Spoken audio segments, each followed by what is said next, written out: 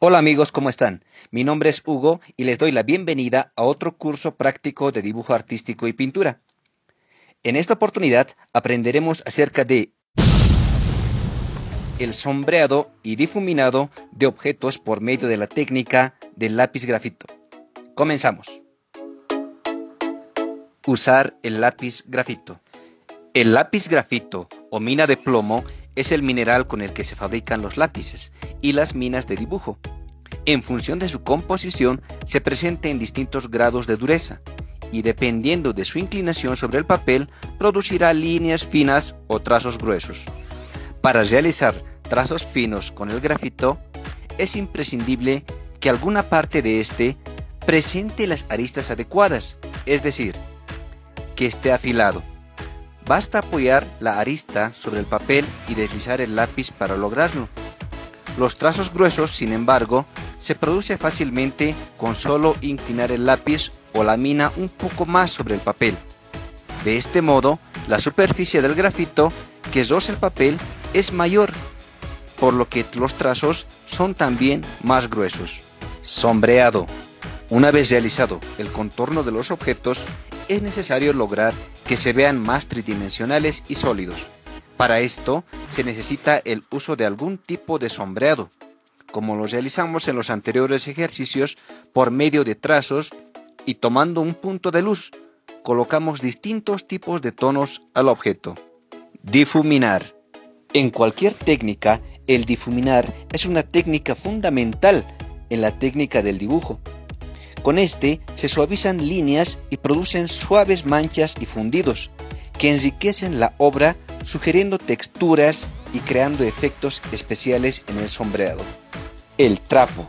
Este medio o material permite crear difuminados ligeros e imprecisos.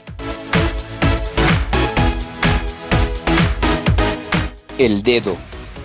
Con el uso del dedo se pueden fundir las líneas de forma más cómodas con una mancha más compacta. El algodón. Este material difumina y produce manchas menos compactas. Punta del difumino. Esta punta del difumino es para realizar pequeños lugares y detalles del acabado. Papel higiénico. El papel higiénico produce un difuminado compacto, pero el aspecto más importante es que puedes doblar y acomodar de acuerdo a la necesidad de la mancha que quieras producir. Al realizar estas actividades puedes darle tu propio estilo a tus dibujos y utilizando para esto tu creatividad. Y recuerda, no temas equivocarte, lo importante no es ser perfecto, vamos que tú puedes. Ahora realizaremos la práctica de los anteriores ejercicios. Para realizar este proceso, en principio debo realizar el dibujo del objeto considerando los anteriores pasos aprendidos. Luego de esto, debo recordar la forma del realizado de trazos y sombreados, que aprendí en la primera lección, y aplicarlos en el objeto seleccionado. Para esta segunda actividad, también se puede utilizar distintos difuminos y así darle un toque tridimensional.